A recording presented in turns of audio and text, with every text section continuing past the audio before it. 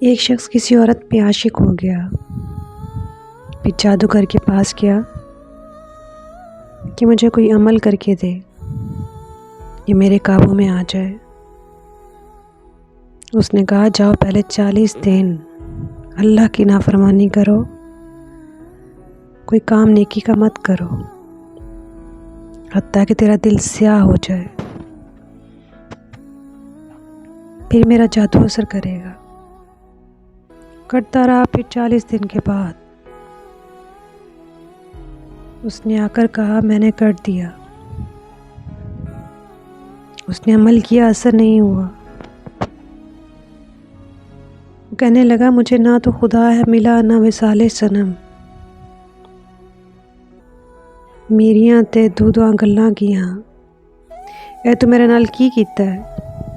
کہنے لگا ادھر بیٹھ جا، 140 دن میں کوئی نیک کام کیا ہے؟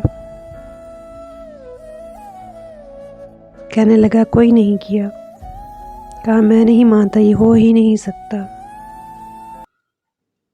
یہاں بیٹھ سوچ، کوئی 40 دن میں نیک کام کیا ہے؟ وہ سوچتے سوچتے سوچتے کہنے لگا اور تو کچھ بھی نہیں یاد۔